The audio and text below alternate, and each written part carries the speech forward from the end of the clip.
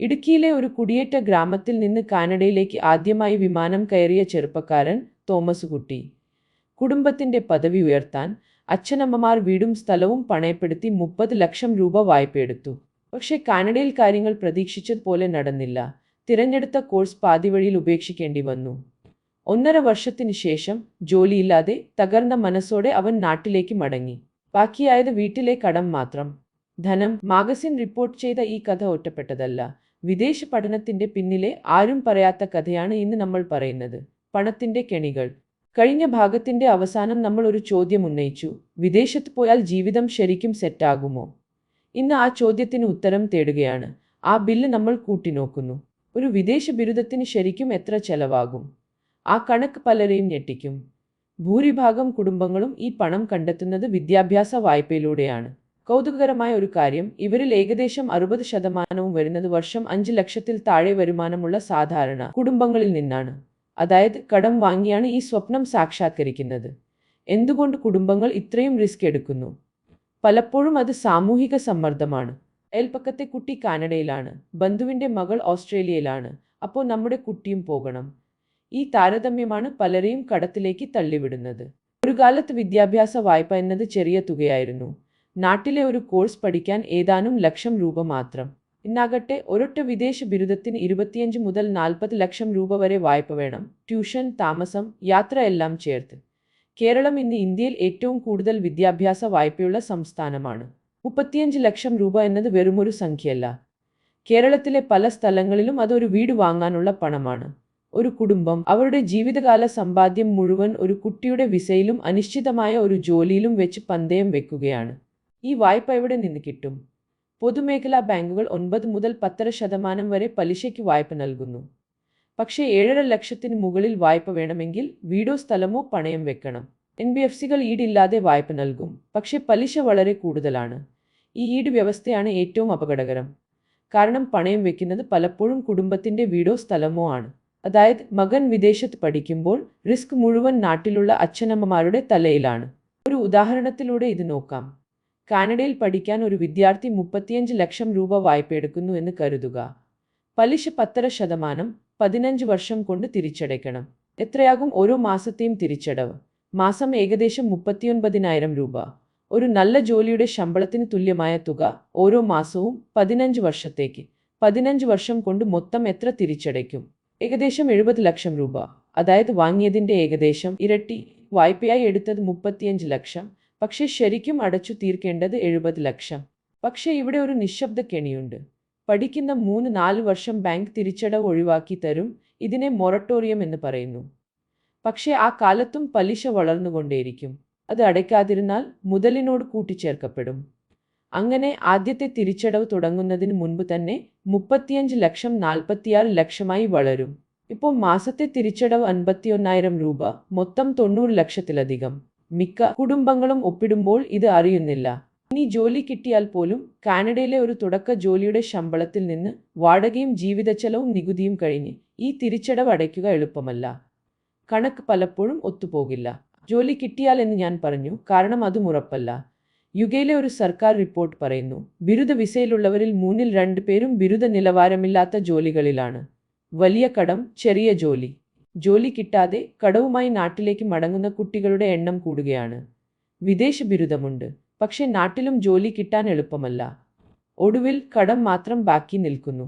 ഒരു കാര്യം കൂടി, ഈ 15 വർഷത്തെ തിരിച്ചടവ് അർത്ഥമാക്കുന്നത് 22 വയസ്സിൽ എടുത്ത കടം കുട്ടിക്ക് 37 വയസ്സാകുമ്പോഴും തിരിച്ചടച്ചുകൊണ്ടിരിക്കും എന്നാണ്. കടം ബിരുദത്തെക്കാൾ അധികകാലം നിലനിൽക്കുന്നു. ഇതൊരു കുടുംബത്തിന്റെ മാത്രം കഥയല്ല. കേരളത്തിലെ മൊത്തം വിദ്യാഭ്യാസ വായ്പ ഇന്ന് 9,387 കോടി രൂപയാണ്. ഇന്ത്യയിൽ ഒന്നാമത്. ഈ കടം പരന്നുകിടക്കുന്നത് 2.5 ലക്ഷത്തിലധികം കുടുംബങ്ങളിലാണ്. ഇതിൽ 90% വിദേശ പഠനത്തിനുള്ള വായ്പയാണ്.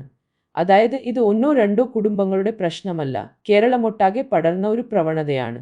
ഈ വായ്പയിൽ എത്ര തുക തിരിച്ചു കിട്ടാതെ പോകുന്നു? 880 കോടി രൂപ ഇപ്പോൾ തന്നെ കിട്ടാക്കടമായി മാറിക്കഴിഞ്ഞു. അതായത് വായ്പയെടുത്ത പലർക്കും അത് തിരിച്ചടയ്ക്കാൻ കഴിയുന്നില്ല. ഇത് കേരളത്തിന്റെ മാത്രം പ്രശ്നമല്ല. രാജ്യത്താകെ മറ്റേത് വായ്പയേക്കാളും കൂടുതൽ കിട്ടാക്കടം വിദ്യാഭ്യാസ വായ്പയ്ക്കാണ്. 3.6%. ബാങ്കുകൾ ഏറ്റവും കൂടുതൽ നഷ്ടം സഹിക്കുന്ന വായ്പ ഇതാണ്. ഏറ്റവും കൂടുതൽ തിരിച്ചടവ് മുടങ്ങുന്നത് നഴ്സിംഗ് കോഴ്സിനാണ്. കിട്ടാക്കടത്തിന്റെ 21% നഴ്സിംഗ് വായ്പകളാണ്. വിദേശത്ത് ഉറപ്പായ ജോലി എന്ന ധാരണ പലപ്പോഴും തെറ്റുന്നു. നഴ്സിംഗ് കേരളത്തിന്റെ ഏറ്റവും വലിയ കയറ്റുമതിയാണ്. പക്ഷേ ഇന്ന് വിദേശത്ത് നഴ്സിംഗ് ജോലി ഉറപ്പല്ല. ബ്രിട്ടൻ വിദേശ നഴ്സുമാരുടെ റിക്രൂട്ട്മെന്റ് കുറച്ചു. വലിയ വായ്പയെടുത്ത് പഠിച്ച പലരും ഇന്ന് ജോലിക്കായി കാത്തിരിക്കുന്നു. തിരിച്ചടവ് മുടങ്ങിയാൽ എന്ത് സംഭവിക്കും? 7.5 ലക്ഷത്തിന് മുകളിലുള്ള വായ്പയ്ക്ക് വീടോ സ്ഥലമോ ഈട് നൽകണം. തിരിച്ചടവ് മുടങ്ങിയാൽ സർഫാസി എന്ന നിയമപ്രകാരം ബാങ്കിന് ആ ഈട്, അതായത് കുടുംബത്തിന്റെ വീട്, ജപ്തി ചെയ്യാൻ അധികാരമുണ്ട്. കേരളത്തിൽ ഇന്ന് കിട്ടാക്കടം 880 കോടി രൂപ കടന്നിരിക്കുന്നു. ഓർക്കുക, ഈ അപകടം കുട്ടിയുടേതല്ല, മാതാപിതാക്കളുടെ തലയ്ക്ക് മുകളിലാണ്. കേരളത്തിന്റെ ഈ കടം എത്ര വലുതാണെന്ന് മറ്റ് സംസ്ഥാനങ്ങളുമായി താരതമ്യം ചെയ്താൽ മനസ്സിലാകും. മഹാരാഷ്ട്രയിൽ 6158 കോടി, ആന്ധ്രയിൽ 5168 കോടി രൂപ വിദ്യാഭ്യാസ വായ്പയുണ്ട്. പക്ഷേ അവിടെ ഭൂരിഭാഗവും നാട്ടിലെ പഠനത്തിനാണ്. കേരളത്തിൽ മാത്രം അത് വിദേശത്തേക്ക്. സർക്കാർ സഹായിക്കില്ലേ എന്ന് ചോദിക്കാം. കേരളത്തിന് ഒരു വായ്പ തിരിച്ചടവ് സഹായ പദ്ധതിയുണ്ട്. പക്ഷേ അത് 6 ലക്ഷത്തിൽ താഴെ വരുമാനമുള്ളവർക്ക്, 9 ലക്ഷം വരെയുള്ള ഇന്ത്യയിലെ കോഴ്സുകൾക്ക് മാത്രം. 35 ലക്ഷത്തിന്റെ വിദേശ വായ്പയെ അത് രക്ഷിക്കില്ല. ബാങ്കുകൾ വില്ലന്മാരാണോ? അല്ല. വിദ്യാഭ്യാസ വായ്പയാണ് രാജ്യത്ത് ഏറ്റവും കൂടുതൽ കിട്ടാക്കടമുള്ളത്. അതുകൊണ്ട് നിക്ഷേപകരുടെ പണം സംരക്ഷിക്കാൻ അവർ ഈട് ചോദിക്കുന്നു. വായ്പ സ്വപ്നം സാധ്യമാക്കുന്നു, അതേസമയം റിസ്ക് രക്ഷിതാക്കളിലേക്ക് മാറ്റുന്നു. രണ്ടും സത്യമാണ്. ഇനി കടത്തിന്റെ ഏറ്റവും വേദനിപ്പിക്കുന്ന രൂപത്തിലേക്ക്. അത് ഒളിഞ്ഞിരിക്കുന്നത് ഒരു വലിയ സ്വപ്നത്തിലാണ്: ഡോക്ടറാകുക. ഒരു കണക്ക് നോക്കൂ. 2025-ൽ ഇന്ത്യയിൽ 22 ലക്ഷത്തിലധികം പേർ നീറ്റ് പരീക്ഷ എഴുതി. പക്ഷേ MBBS സീറ്റുകൾ ഏകദേശം 1,30,000 മാത്രം. സീറ്റ് കിട്ടാത്തവർ വിദേശത്തേക്ക് പോകുന്നു. Russia, Philippines, China, Georgia. വിദേശ MBBSന് വില കുറവാണെന്ന് തോന്നും. റഷ്യയിൽ ഏകദേശം 18 മുതൽ 34 ലക്ഷം വരെ, നാട്ടിലെ സ്വകാര്യ കോളേജിൽ 60 ലക്ഷം മുതൽ 1 കോടി വരെ. അതുകൊണ്ട് പലരും കടം വാങ്ങി വിദേശം തിരഞ്ഞെടുക്കുന്നു. പക്ഷേ ഇവിടെയാണ് ഏറ്റവും വലിയ കെണി. വിദേശത്ത് പഠിച്ച ഡോക്ടർ ഇന്ത്യയിൽ പ്രാക്ടീസ് ചെയ്യണമെങ്കിൽ FMG എന്ന പരീക്ഷ പാസ്സാകണം. 2025-ൽ ആ പരീക്ഷ പാസ്സായത് വെറും 19% പേർ മാത്രം. അതായത് വിദേശത്ത് MBBS പഠിച്ചവരിൽ 5-ൽ 4 പേരും ഇന്ത്യയിൽ ഡോക്ടറാകാനുള്ള പരീക്ഷയിൽ പരാജയപ്പെടുന്നു. ലക്ഷങ്ങൾ ചെലവാക്കി, വർഷങ്ങൾ പഠിച്ച്, ഒടുവിൽ പ്രാക്ടീസ് ചെയ്യാൻ കഴിയാതെ. എല്ലാ വിദേശ കോളേജും ഒരുപോലെയല്ല. റഷ്യയിൽ തന്നെ ചില സർവകലാശാലകളിൽ പാസ് ശതമാനം 87 വരെ, മറ്റ് പലതിലും 30%-ന് താഴെ. ചൈനയിലെ പല കോളേജുകളിലും ഫലം ഏറ്റവും മോശം. കോളേജ് തിരഞ്ഞെടുപ്പ് ജീവിതം തീരുമാനിക്കുന്നു. ഫിലിപ്പീൻസിൽ ഇംഗ്ലീഷ് മീഡിയവും അല്പം മെച്ചപ്പെട്ട ഫലവുമുണ്ട്. ജോർജിയയാണ് പലരും മെച്ചമെന്ന് പറയുന്നത്. പക്ഷേ ഏത് രാജ്യമായാലും ഇന്ത്യയിൽ പ്രാക്ടീസ് ചെയ്യണമെങ്കിൽ FMG എന്ന ആ കടമ്പ കടക്കണം. കുറഞ്ഞ ചെലവ് ഒരു കെണിയാകാം. ഇവിടെ കടവും കെണിയും ഒന്നിക്കുന്നു. 50 ലക്ഷം രൂപ കടം വാങ്ങി വിദേശത്ത് MBBS പഠിച്ച് FMGയിൽ പരാജയപ്പെട്ട ഒരു കുട്ടി, ജോലിയില്ല, ഡിഗ്രിക്ക് വിലയില്ല, പക്ഷേ കടം ബാക്കി. ഇത് ഏറ്റവും വേദനിപ്പിക്കുന്ന കഥകളിലൊന്നാണ്. ഇത് കുട്ടിയുടെ കുറ്റമല്ല.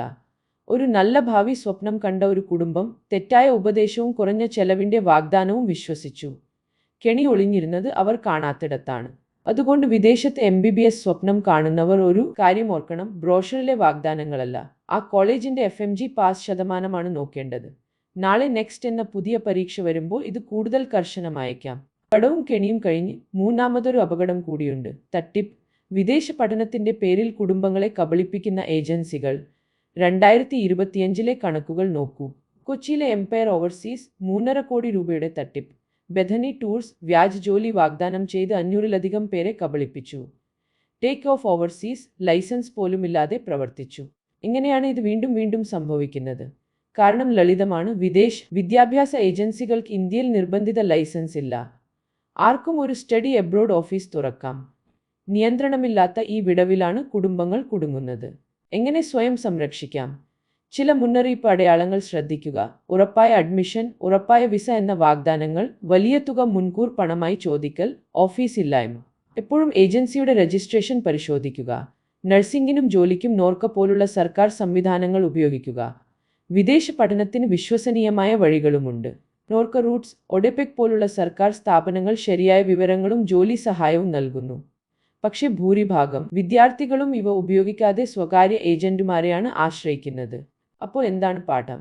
വായ്പ എടുക്കുന്നതിന് മുൻപ് ഒരു ചോദ്യം ചോദിക്കുക: ഈ കോഴ്സ്, ഈ രാജ്യം, ഈ ജോലി, ഇവ കൂട്ടിയാൽ കണക്ക് ഒത്തുപോകുമോ? യഥാർത്ഥ ശമ്പളം കൊണ്ട് യഥാർത്ഥ തിരിച്ചടവ് 2-3 വർഷം കൊണ്ട് അടയ്ക്കാൻ കഴിയുമോ? ഇല്ലെങ്കിൽ ഒന്നുകൂടി ആലോചിക്കണം. കടം ഒരു തെറ്റല്ല, പക്ഷേ കണ്ണടച്ചെടുക്കുന്ന കടം ഒരു കെണിയാണ്. അടുത്ത ഭാഗത്തിൽ ഏത് രാജ്യമാണ് ശരിക്കും മൂല്യമുള്ളത് എന്ന് നമ്മൾ പരിശോധിക്കും. ചെലവ്, ജോലി, ഭാവി. ഈ വീഡിയോ ഒരു രക്ഷിതാവിനെങ്കിലും ഷെയർ ചെയ്യൂ. കേരള ഡീകോഡഡ് സബ്സ്ക്രൈബ് ചെയ്യൂ. കണ്ടതിന് നന്ദി.